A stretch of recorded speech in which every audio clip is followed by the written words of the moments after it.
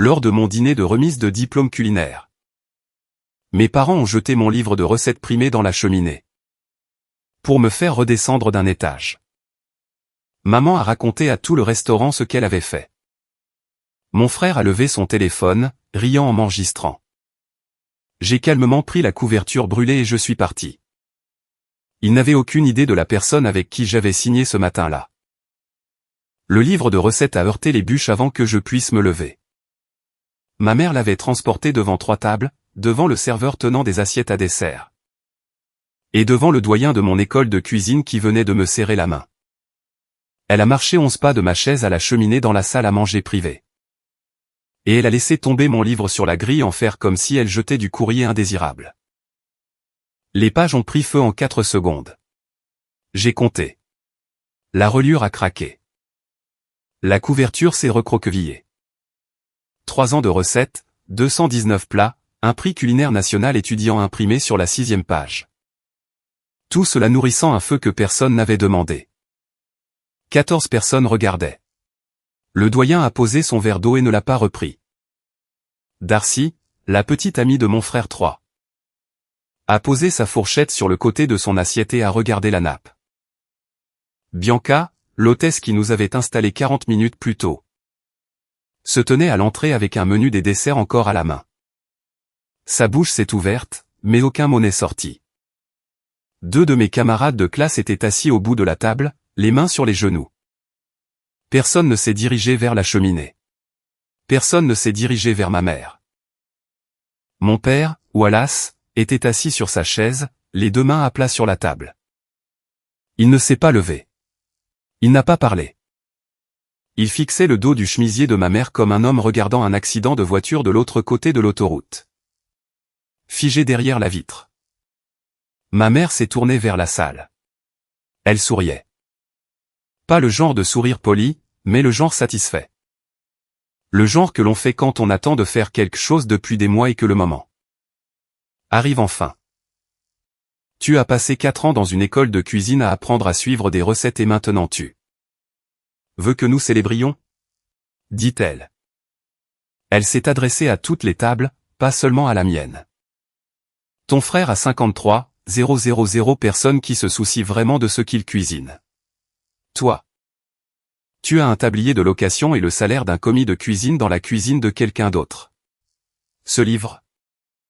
Ce sont 200 pages de la cuisine de ta grand-mère. Réécrite avec des mots que tu as appris à l'école. Tu n'as pas créé un seul plat. Tu as mémorisé ce qu'elle cuisinait et tu as mis ton nom dessus. Quelqu'un devait t'arrêter avant que tu n'embarrasses cette famille avec un livre de cuisine que personne n'achètera. 3 a levé son téléphone. La caméra frontale était tournée vers moi. Son pouce était sur le bouton d'enregistrement et ses dents étaient visibles. Détends-toi. Chef. J'ai déjà mis la vidéo en ligne. Mes abonnés adorent ce genre de choses. Tu sais comment ils appellent un homme adulte qui pleure pour un livre de cuisine? Du contenu. Je ne pleurais pas. Mes mains tremblaient, mais c'était à cause de la chaleur de la grille. Les pages s'étaient suffisamment recroquevillées pour que le devant se sépare de la reliure. Les bords étaient noirs et le titre avait à moitié disparu, mais la face avant était toujours là. Déformée et fumante, posée sur le fer juste au-delà de la ligne des flammes. J'ai tendu la main au-delà de la chaleur. Ma manche a frôlé la pierre.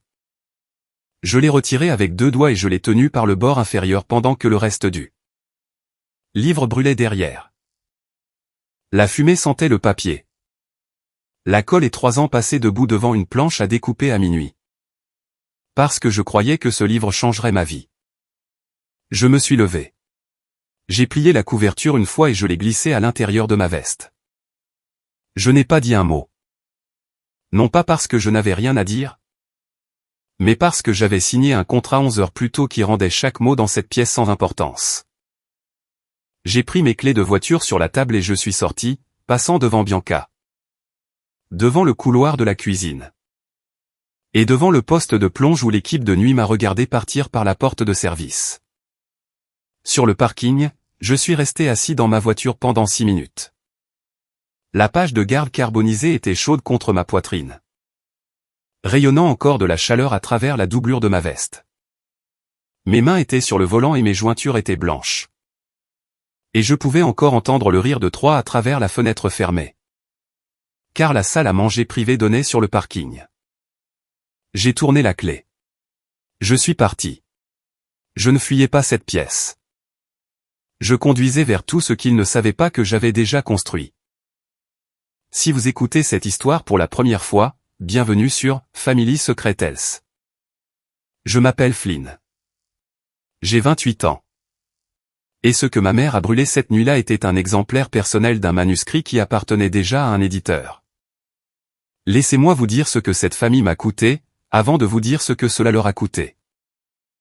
Pendant 4 ans, j'avais envoyé $600 à ma mère chaque mois. Elle appelait ça de l'aide.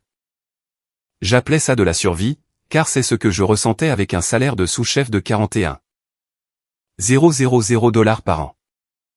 Le premier virement a eu lieu en mars, 4 ans avant le dîner de remise de diplôme.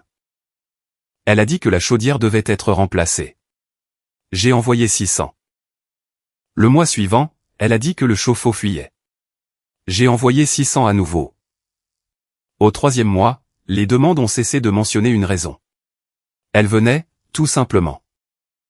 Un SMS le 28 de chaque mois, parfois juste le mot « prête ».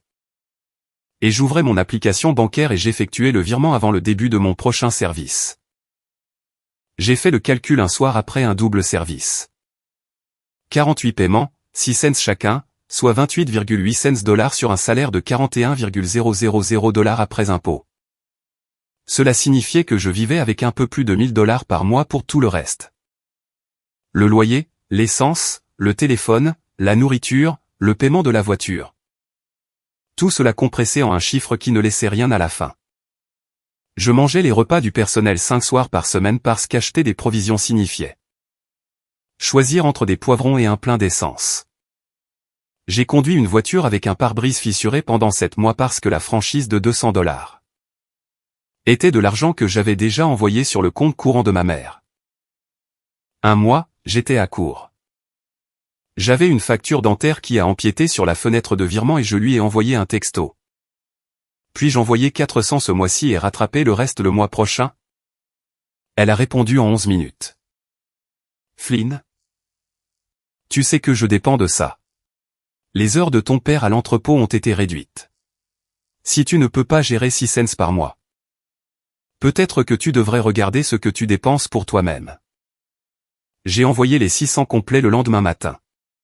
J'ai sauté les soins dentaires. La dent me fait encore mal quand je bois de l'eau froide, et chaque fois que c'est le cas. Je me souviens de ce texto. Troy avait besoin d'une caution pour son appartement il y a 3 ans. 3,2 cents. Je l'ai couverte parce que ma mère a dit que Troy mettait de l'ordre dans sa vie et avait besoin d'une adresse stable pour lancer son blog culinaire. J'ai payé son assurance automobile pendant une année complète après cela. 2,4 cents. Il y a eu de plus petites dépenses en cours de route. Une facture de téléphone par-ci, une quote-part médicale par-là. 600 autres dollars en transferts divers que j'ai cessé de suivre parce que les calculs me donnaient la nausée. Le total, lorsque je me suis finalement assis avec une calculatrice et mes relevés bancaires, était de 35,000 dollars. 35,000 dollars sur les revenus d'un sous-chef en 4 ans. Ce n'était pas de la générosité. C'était une deuxième hypothèque que je ne pouvais pas déduire. Payer à des gens qui disaient à leurs amis que je suivais des recettes pour gagner ma vie. Et les recettes, cette partie me blesse plus que l'argent. Ma grand-mère, Estelle, m'a appris à cuisiner quand j'avais 9 ans. Elle avait 14 recettes qu'elle considérait comme les siennes. 14. Elle les a écrites sur des fiches à l'encre bleue et les a gardées dans une boîte en métal sur son comptoir de cuisine. J'ai cette boîte. J'ai ces fiches. Chaque autre recette de ma collection de 219 plats, je l'ai développée moi-même. Debout dans des cuisines de restaurants pendant 10 ans, testant, échouant. Réécrivant et goûtant jusqu'à ce que le plat fonctionne. Ma mère le savait. Elle m'a vu le faire. Elle a goûté les résultats à chaque repas de fête que j'ai préparé pour cette famille. Ce qui correspondait à chaque repas de fête des 6 dernières années. car personne d'autre dans cette maison ne pouvait rôtir un poulet sans qu'un détecteur de fumée ne se déclenche. Mais quelque part en cours de route, Marian a commencé à raconter une histoire différente aux gens. Je l'ai découvert par ma tante, Lorraine, à Pâques, 2 ans avant la remise des diplômes. Lorraine a mentionné nonchalamment que Marian avait parlé des « recettes familiales » à son club de lecture. « Ta mère dit qu'elle t'a tout appris », m'a dit Lorraine au téléphone. Elle dit que le livre que tu écris est basé sur la cuisine de sa mère. Je n'ai pas corrigé Lorraine ce jour-là. J'aurais dû. J'ai juste laissé cette phrase peser dans ma poitrine pendant que je préparais un service de 60 couverts le samedi. Et je me suis dit que c'était un petit mensonge. Le genre que les familles racontent pour se sentir impliquées. Je me suis trompé sur la taille de ce mensonge. Et je me suis trompé sur jusqu'où ma mère était prête à le porter. Mais je me suis aussi trompé sur autre chose. Pendant les 3 derniers mois avant la remise des diplômes, ma mère avait été différente. Elle appelait 2 fois par semaine. Elle posait des questions sur le menu du restaurant. Elle posait des questions sur le livre. Elle posait des questions sur le prix. Je pensais que le dîner de remise des diplômes signifiait qu'elle voyait enfin ce que j'avais construit. Je pensais que l'invitation était un pont. Je voulais la croire. Et vouloir croire quelqu'un ne coûte rien jusqu'à ce que ça coûte tout. La nuit précédant le dîner de remise des diplômes, je fermais la cuisine avec Sully. Sully est le chef cuisinier du restaurant où j'ai été formé. Il m'a engagé comme commis de cuisine il y a 5 ans. Et il m'a promu sous-chef en 3 ans parce que j'arrivais à l'heure. J'apprenais vite et je ne me suis jamais fait porter malade un samedi. Ce soir-là, nous nettoyions les postes. Et il a sorti un couteau de chef de la bande magnétique et me l'a tendu, le manche en premier. C'était le même couteau avec lequel je m'étais entraîné ma première semaine. « Tu as mérité ce poste, dit-il. Personne ne te l'a donné. Quand ta famille te dit que la cuisine n'est pas un vrai métier. Souviens-toi que je t'ai vu tenir cette cuisine un samedi soir avec 3 absents et une friteuse en panne. Ça, c'est réel. Tout le reste, c'est du bruit. » J'ai pris le couteau. Je ne savais pas qu'en moins de 24 heures, ma mère lui donnerait raison à propos du bruit. Maintenant, laissez-moi vous raconter ce qui s'est passé 11 heures avant la cheminée. Parce que c'est là que l'histoire tourne. Et elle tourne dans une direction que ma mère et mon frère n'auraient pas pu prédire. Même s'ils avaient essayé. À 9h15 ce matin-là. J'étais assis dans une salle de conférence au 14e étage d'une maison d'édition du centre-ville. En face de moi se trouvait un homme nommé Anouar, le directeur culinaire de la maison d'édition. Il a fait glisser un contrat sur la table. Une avance de 75,000 $ pour un premier livre de cuisine. 219 recettes originales avec des notes techniques. Des sources d'ingrédients et des photographies de tout le processus. Date de publication fixée à 11 mois. Je l'ai signé à 9h17. L'encre était encore humide sur la ligne de signature d'Anouar quand il m'a dit comment il m'avait trouvé. 8 mois plus tôt, un blog culinaire appelé Platwork a commencé à devenir viral. Les recettes étaient pointues, originales et bien testées. Anouar les a adorées. Il a contacté l'email de contact du blog, qui appartenait à mon frère, 3. Et a demandé une réunion. 3 n'a pas répondu pendant 3 semaines. Quand il l'a finalement fait, il a envoyé un portfolio sans note de développement, sans photo du processus, sans registre de test et sans photo de cuisine, sauf une. Cette seule photo montrait un poste de préparation en acier inoxydable avec un rail à ticket en arrière-plan. Anouar a reconnu le restaurant. Il a appelé le restaurant. Sully a répondu. Ce sont les recettes de Flynn, lui a dit Sully. Toutes sans exception. 3 ne cuisine pas, 3 prend des photos des assiettes de Flynn et les publie. Anouar a enquêté plus avant. Il a consulté les archives du blog de 3 et a commencé à les comparer avec les participations au concours des écoles de cuisine accessibles au public, où mes soumissions étaient répertoriées avec mon nom. 52 correspondances exactes. Mêmes ingrédients, même technique, même langage de dressage. 3 n'avaient même pas changé les notes d'introduction. Il les a copiés directement de mes brouillons, auquel il a accédé via un lecteur cloud familial partagé que ma mère a configuré il y a des années pour les photos de famille. Ce lecteur contenait également mes sauvegardes de manuscrits, mes journaux de test, mes notes sur l'approvisionnement en ingrédients. 3. Les a téléchargés, a supprimé mon nom et les a publiés avec une photo de l'assiette finie prise sur son téléphone. 53 000 abonnés construits sur des recettes qu'il n'a jamais testées. Jamais goûté pendant le développement et jamais cuisiné une seule fois dans sa vie. Le vol qui visait à effacer mon crédit en tant que créateur a conduit l'éditeur directement à moi. 3. A construit lui-même la piste de preuve, publication après publication, pendant 2 ans. Et il n'a jamais su qu'il le faisait. À 19h, lorsque ma mère a laissé tomber mon livre sur la grille, le manuscrit complet était déjà dans le système de l'éditeur. L'exemplaire personnel qu'elle a brûlé était exactement cela. Un exemplaire personnel. La seule chose qu'elle a détruite, c'est sa propre relation avec la personne qui avait payé ses factures d'électricité pendant 4 ans. Le lendemain matin du dîner, j'ai passé 3 appels. Le premier était à ma mère. Elle a répondu à la deuxième sonnerie, s'attendant probablement à des excuses. Les paiements mensuels s'arrêtent aujourd'hui, lui ai-je dit. Tous. Les 600, les extras, tout. Ne m'appelle plus pour de l'argent. Elle a commencé à dire quelque chose. J'ai raccroché. Le deuxième appel était au fournisseur d'assurance automobile de Troyes. Je payais sa police en tant que titulaire désigné depuis 14 mois. Je l'ai annulé, avec effet immédiat. Le représentant a demandé si je voulais en informer le conducteur. J'ai dit non.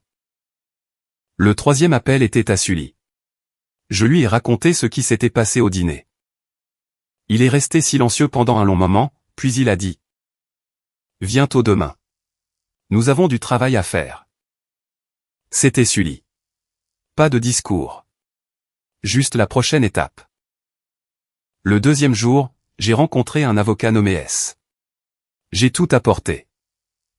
4 ans de relevés bancaires montrant les virements à Marion. Les reçus Venmo pour la caution et l'assurance de Troyes. Des captures d'écran de chaque SMS, prête, que ma mère a envoyé le 28 de chaque mois. Et une archive imprimée du blog de Troyes avec les 52 publications de recettes signalées à côté de mes soumissions originales à l'école de cuisine. S a étalé les documents sur son bureau et a commencé par les chiffres. 28, $800 en virement mensuel, 3, $200 pour la caution de l'appartement de Troyes, 2. $400 pour l'assurance automobile de Troyes, $600 en dépenses diverses. Soutien familial total, $35,000. Puis la réclamation de propriété intellectuelle, 52 recettes publiées sans autorisation ni crédit. Générant $18,000 de revenus publicitaires en 2 ans grâce à 2 contrats de sponsoring. Total général pour la lettre de mise en demeure civile, $53,000. Si vous avez suivi cette histoire, vous savez déjà que cette famille a commis une erreur qu'elle ne pouvait pas effacer. Si vous êtes nouveau ici, abonnez-vous à Family Secret Health et restez avec celle-ci. Car ce qui s'est passé ensuite est la partie qui m'a empêché de dormir la nuit. Je n'étais pas en colère. Je regardais le monde de mon frère s'effondrer sous le poids de ses propres preuves. Et la précision de la chose était pire que n'importe quel argument que j'aurais pu avancer. Le 3e jour, S a déposé la demande de retrait des MCA contre le blog de Troyes. 52 publications de recettes signalées pour violation de la propriété intellectuelle. Le processus est simple. La plateforme reçoit l'avis, examine la réclamation et supprime le contenu si le dépôt est valide. Le blog de Troyes était hébergé sur une plateforme standard qui prend ses avis au sérieux. Et chaque publication avait une documentation correspondante dans mes dossiers de l'école de cuisine. Le 7e jour, le premier sponsor du blog de Troyes a appelé pour dire qu'ils retiraient leur contrat. Ils avaient reçu la notification des MCA dans le cadre de la divulgation standard aux annonceurs. Et leur équipe juridique a conseillé une séparation immédiate. Troyes m'a appelé ce soir-là. Je n'ai pas répondu. Le 9e jour, son deuxième sponsor a suivi. 1,5 cents $ par mois de revenus publicitaires sont devenus 0 en moins de 2 semaines. Le blog culinaire de Troyes, celui avec 53 000 abonnés. Celui que ma mère présentait comme la preuve que Troyes était celui qui réussissait. Ne générait plus rien. Les abonnés étaient toujours là. Mais le contenu disparaissait publication après publication à mesure que la plateforme traitait chaque demande de retrait. Le jour 12 est le moment où l'histoire est passée des conséquences professionnelles aux conséquences personnelles. Darcy, la petite amie de Troyes, était à son appartement ce soir-là. Elle a vu la lettre de mise en demeure sur le comptoir de la cuisine pendant que Troyes était sous la douche. Elle l'a prise. Elle a lu le chiffre, 18 000 $ de dommages et intérêts pour violation de la propriété intellectuelle. Elle a lu la phrase « Reproduction non autorisée d'œuvres culinaires originales ». Elle a lu mon nom sur chaque page. Quand Troyes est sorti, elle a brandi la lettre. « Combien de recettes sur ton blog as-tu réellement créé ?» C'est un malentendu juridique, a dit Troyes. Flynn est dramatique. Je te pose une question directe. Combien des 52 recettes sur Platwork sont les tiennes? Nomme-en une. N'importe laquelle. Troyes a regardé le sol. Il se tenait dans son couloir avec une serviette autour des épaules et les cheveux mouillés qui goûtaient sur le tapis. Et il a dit, Flynn fait la cuisine. Moi, je fais la présentation. La présentation, a répété Darcy. Tu as pris sa nourriture, tu l'as photographiée, tu l'as publiée sous ton nom, tu as collecté 18 000 $ en sponsoring, et tu appelles ça de la présentation? Darcy a fait un sac cette nuit-là. Elle est restée chez une amie pour le reste de la semaine, et quand elle est revenue, elle n'a plus mentionné le blog, les abonnés ou les sponsorings. Certaines vérités changent la façon dont vous voyez une personne, et une fois qu'elles ont changé, elles ne reviennent pas en arrière. Pendant que les revenus de Troyes s'effondraient, est-ce à signaler autre chose? Au cours de l'examen de la propriété intellectuelle, il a trouvé 3 livrets de compilation de recettes vendues lors de collecte de fonds de l'église Saint-Matthieu au cours des 3 dernières années. La première page de chaque livret indiquait « Recette familiale par Marion ». 15 $ l'exemplaire. Relié en spirale. Imprimé dans un magasin de photocopie avec une bordure en clipart sur la première page. À l'intérieur se trouvaient 8 de mes recettes originales avec des notes manuscrites en marge de l'écriture de ma mère. Des notes qu'elle avait copiées directement de mes journaux de développement sur le lecteur cloud familial partagé. Le travers de bœuf braisé avec la croûte de pâte à l'ail. Le glaçage aux agrumes et au romarin pour la volaille rôtie. Le beurre composé au paprika fumé que j'avais testé plus d'une douzaine de fois avant que les ratios ne fonctionnent. Des recettes que j'ai servies à ma famille lors des repas de fête. Où ma mère souriait à table et disait à ses invités, c'est comme ça que ma mère le préparait. Sachant que sa mère n'avait jamais préparé un seul de ses plats. Elle le disait parce que le mensonge semblait plus facile que d'admettre que son fils, celui qu'elle appelait publiquement un commis de cuisine qui suivait des recettes, était la seule personne dans cette maison qui pouvait nourrir une table de 12 personnes sans commander à emporter. Ma tante, Lorraine, avait acheté un de ses livrets lors d'une collecte de fonds de Pâques. Elle a reconnu le travers de bœuf braisé parce qu'elle l'avait mangé dans mon appartement l'année précédente et m'avait demandé la technique. Le livret créditait ma mère. Lorraine n'a rien dit à l'époque. Elle a gardé le livret dans le tiroir de sa cuisine, ne sachant pas que cela aurait de l'importance. Ce livret est devenu une preuve. Le 14e jour, j'ai invité ma mère et Troyes dans une salle à manger privée du restaurant. Sully a mis la table. 3 chaises, 3 verres d'eau, 3 serviettes pliées en rectangle. Quand ils sont arrivés, ils s'attendaient à des excuses. Ma mère avait la même expression qu'au dîner de remise de diplôme. Celle de la satisfaction. Celle qui disait qu'elle croyait que brûler mon livre était une correction et que je finirais par voir les choses à sa façon.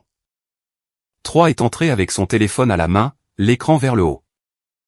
Prévoyant probablement d'enregistrer tout ce qui allait se passer. J'ai commencé par une question. J'ai regardé ma mère et j'ai dit, combien de recettes de grand-mère as-tu réellement écrites? Elle a hésité. Elle a laissé toute une collection, dit-elle. Tu le sais. 14, ai-je dit. Elle a écrit 14 recettes dans sa vie. J'ai les fiches dans une boîte en métal sur l'étagère de ma cuisine. Encre bleue. Son écriture, 14 fiches. Mon livre contient 219 recettes. Lesquelles des 205 m'as-tu apprises? Elle n'a pas répondu. Je me suis tourné vers 3. Combien de recettes y a-t-il sur ton blog en ce moment? 52, dit-il. Mais ce n'est pas de ça qu'il s'agit. Combien de ces 52 as-tu développé toi-même? Nomme-en une. Donne-moi le plat, la technique. Les notes de test. Une seule recette. 3 s'est agité sur sa chaise. Je les ai adaptés. C'est ce que font les blogueurs culinaires. Nous adaptons. Adapté d'où? Il n'a pas répondu. De mon lecteur cloud. De mes fichiers de l'école de cuisine. Tu as téléchargé mes journaux de test. Mes notes d'introduction. Mes listes d'ingrédients. Tu as supprimé mon nom et tu les as publiés avec une photo prise sur ton téléphone. Tu n'as pas adapté une seule recette. 3. Tu en as copié 52 mot pour mot, et tu as gagné 18,000 $ en le faisant. Il a posé son téléphone face contre la table. Pour la première fois de la soirée, il n'était pas dans sa main. Ses genoux ont commencé à rebondir sous la table, assez vite pour que l'eau dans son verre tremble. J'ai placé l'avis DMCA sur la table.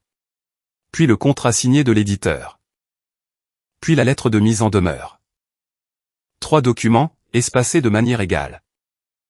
Chacun tourné vers eux pour qu'ils puissent lire les chiffres sans tourner les pages. Puis je me suis levé, et j'ai dit ce que je portais depuis 4 ans. Vous m'avez pris 800 $ en paiement mensuel que je n'ai jamais manqué. Vous avez pris 200 $ pour une caution d'appartement qui devait être temporaire. Vous avez pris 400 $ pour une assurance automobile sur une voiture que 3 conduit pour photographier de la nourriture qu'il n'a pas cuisinée. Vous avez pris 600 $ de dépenses que j'ai cessé de suivre parce que les demandes n'ont jamais cessé. C'est 35,000 $ d'un homme qui gagne 41,000 $ par an. J'ai mangé des repas du personnel pendant 4 ans pour vous permettre de vivre. J'ai conduit une voiture avec un pare-brise fissuré pendant 7 mois parce que la franchise était de l'argent que j'avais déjà envoyé sur votre compte courant. Les mains de ma mère se sont posées à plat sur la table. Puis ses doigts se sont recroquevillés vers l'intérieur. Puis ses mains ont glissé sur ses genoux. 3 a publié 52 de mes recettes sur son blog sans demander. Sans me créditer et sans me payer $1 des 18,000 $ qu'il a gagné grâce à ses publications. Il a copié mes notes d'introduction mot pour mot à partir d'un lecteur cloud partagé.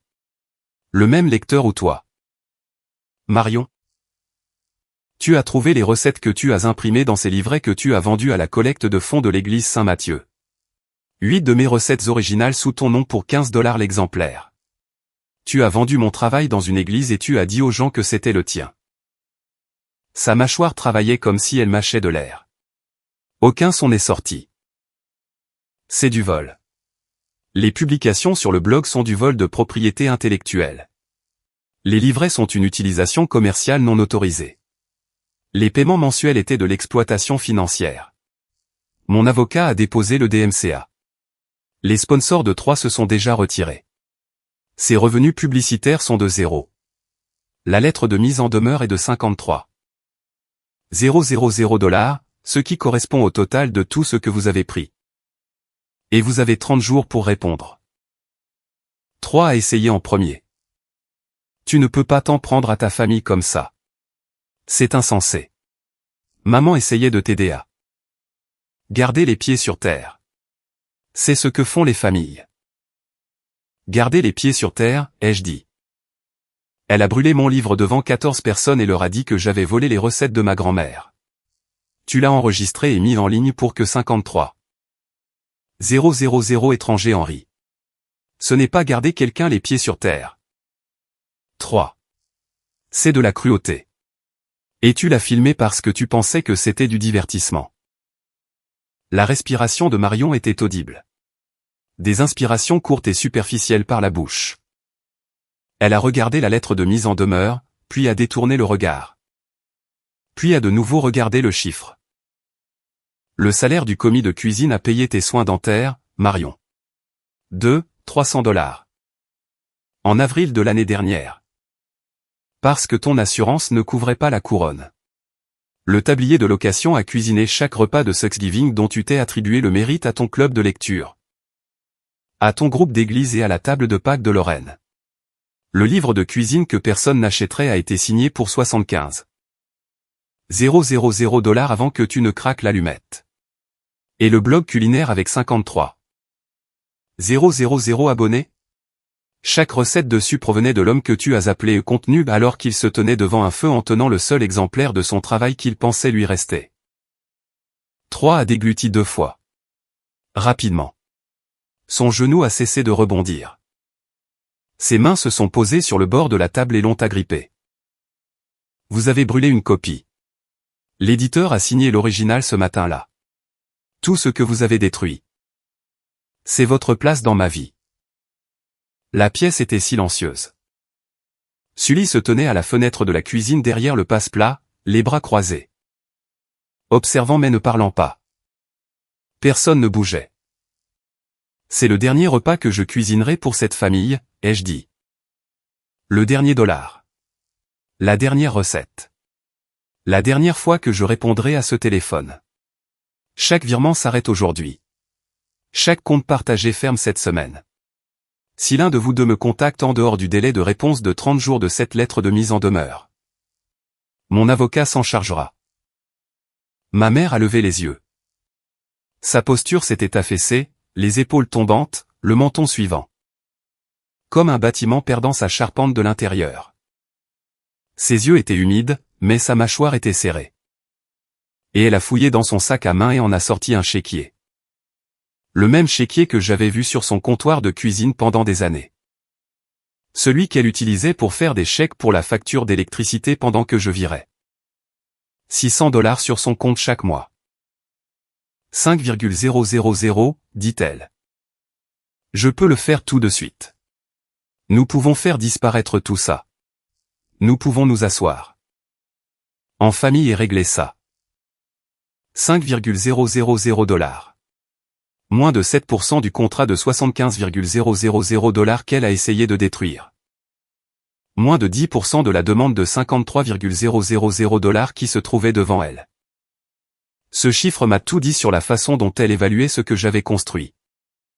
Et l'expression « en famille » m'a dit qu'elle croyait encore que ce mot signifiait quelque chose. Après ce qu'elle en avait fait.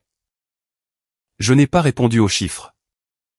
J'ai retiré la lettre de mise en demeure de l'autre côté de la table.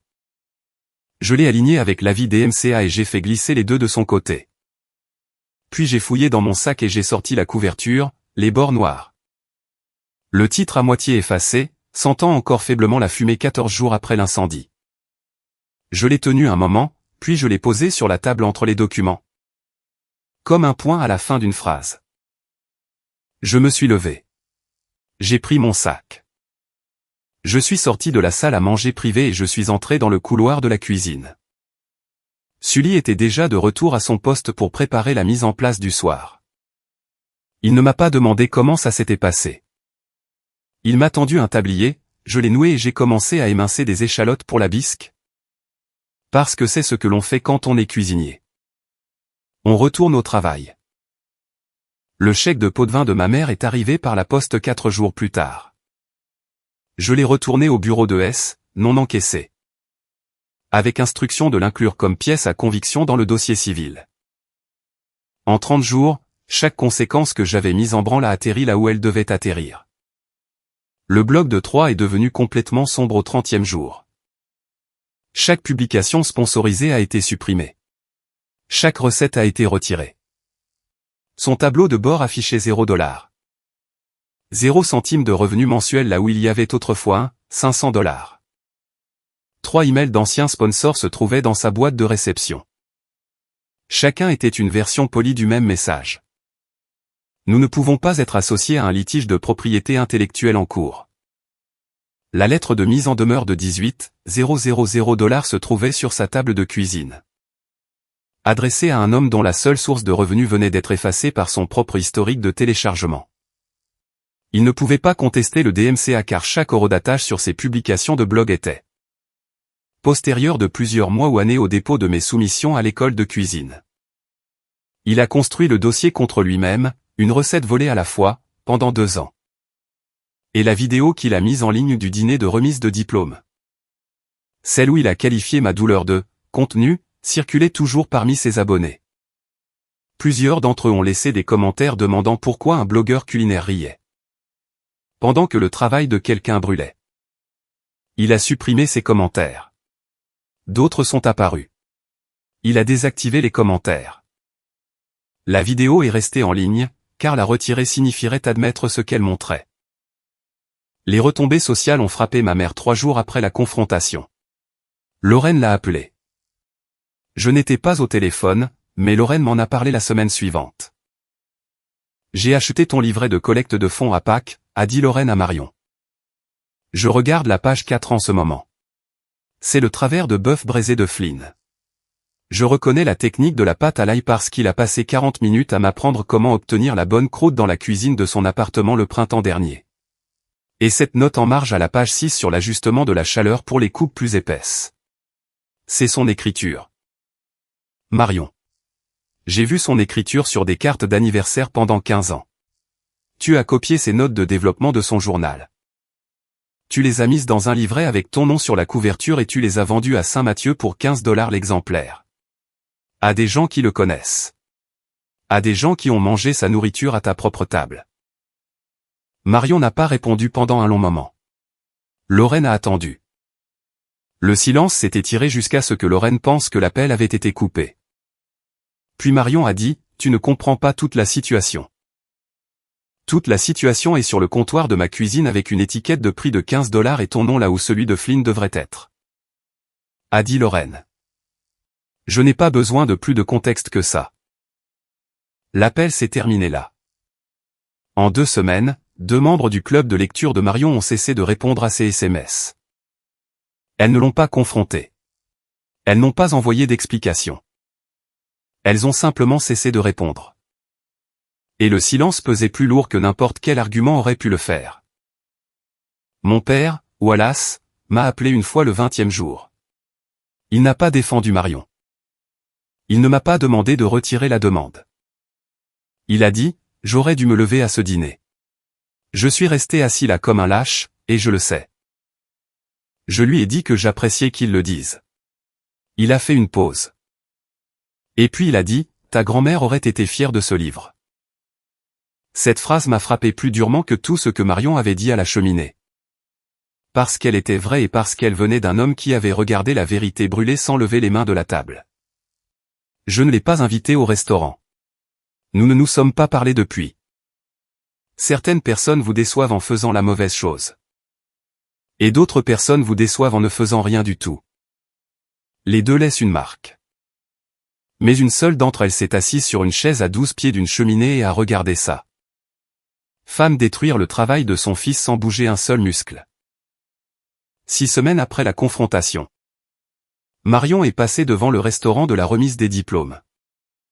Je le sais parce que Bianca, l'hôtesse, a reconnu sa voiture sur le parking. La vitrine avait changé depuis le dîner. Là où il y avait autrefois une carte de menu de saison et un vase de fleurs séchées. Il y avait maintenant une vitrine en verre avec un seul livre à l'intérieur. Mon livre de cuisine. Les exemplaires en avance étaient arrivés la semaine précédente. Et le directeur du restaurant en a placé un dans la vitrine avec une petite carte qui disait Recette de Flynn, promotion 2026. Marion s'est garée sur le même parking où j'étais assis la nuit de l'incendie. Au même endroit où j'avais serré le volant et décidé de ne pas l'appeler. Elle est restée dans sa voiture pendant 8 minutes. Bianca regardait depuis le poste d'accueil. Marion n'est pas sortie. Elle n'est pas entrée. Elle n'a pas sorti son téléphone. Elle a regardé à travers son pare-brise une vitrine qui contenait la preuve de tout ce qu'elle avait essayé de détruire. Un livre de 219 recettes. Chacune portant le nom du fils dont elle a dit à son groupe d'église qu'il ne pouvait rien cuisiner d'original. Puis elle a démarré le moteur et est rentrée chez elle dans une cuisine qui sentait les plats à emporter réchauffés et le silence. Parce que personne dans cette maison n'avait jamais cuisiné un repas digne d'être rappelé. J'ai failli le laisser dans le feu. Les pages nourrissaient déjà la flamme et la chaleur poussait contre ma main comme un mur. Mais il s'était suffisamment recroquevillé de la grille pour que je puisse l'atteindre. Et quelque chose en moi refusait de la laisser prendre chaque morceau. Je l'ai retiré. Le reste avait disparu. C'était suffisant. Ça allait toujours être suffisant. J'ai failli appeler ma mère depuis le parking après le dîner, assis dans ma voiture. Le moteur tournant et le contrat toujours dans ma boîte à gants. L'encre sur la signature d'Anouar avait 8 heures. J'aurais pu lui dire là, sur ce parking, ce qu'elle venait de faire. Mais je n'avais plus besoin qu'elle croie en moi. C'était la première fois en 28 ans que je comprenais la différence entre vouloir l'approbation de quelqu'un et en avoir besoin. Je n'en avais pas besoin. Le contrat ne se souciait pas de savoir qui croyait en moi.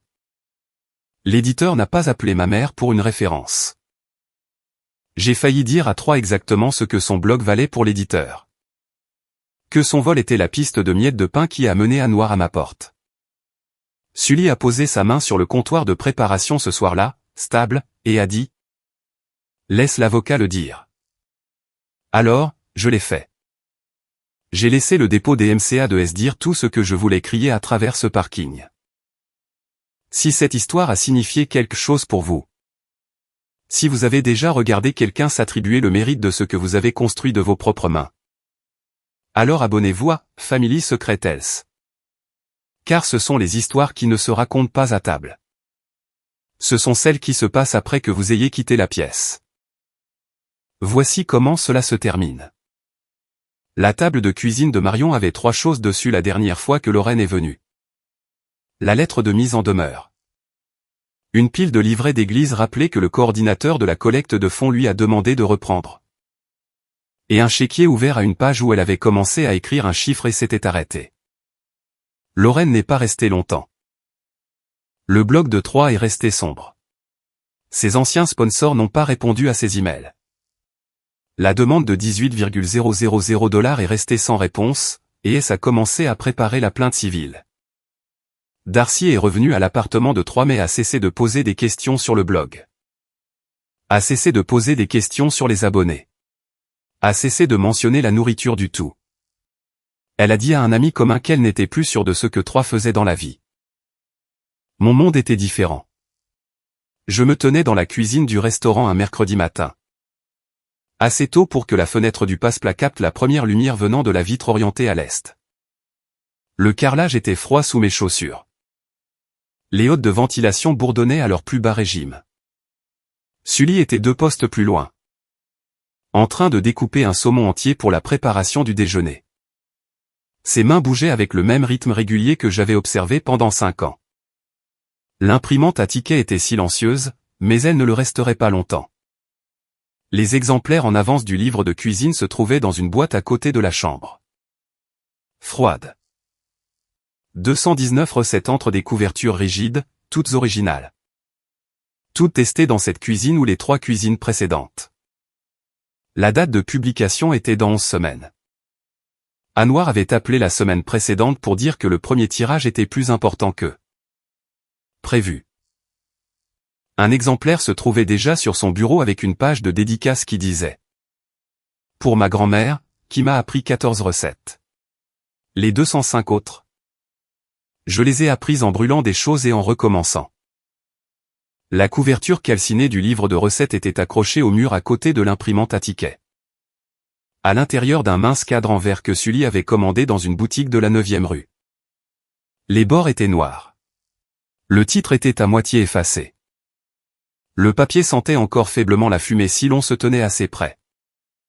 Sully m'avait demandé si je voulais le jeter. Je lui ai dit non. Je lui ai dit que je le voulais là où je pourrais le voir tous les matins. Juste à côté du poste où les premières commandes de la journée arrivent. Parce que c'est là que le travail commence. Pas à une table de dîner de famille. Pas sur un parking. Pas dans une salle à manger privée où quelqu'un essaie d'échanger 5,000 $ contre une vie à 75,000 $. Le travail commence au poste. Il l'a toujours fait. J'ai pris mon couteau, le même que Sully m'avait tendu la veille de la remise des diplômes. Et j'ai commencé à préparer le service du midi. Le premier ticket s'imprimerait dans 3 heures. Le livre de cuisine sortirait dans 11 semaines. La couverture resterait sur le mur. Certaines familles vous apprennent à cuisiner. La mienne m'a appris quoi faire quand quelqu'un essaie de brûler ce que vous avez construit. Vous retirez ce que vous pouvez du feu. Vous le portez avec vous. Et vous continuez à cuisiner.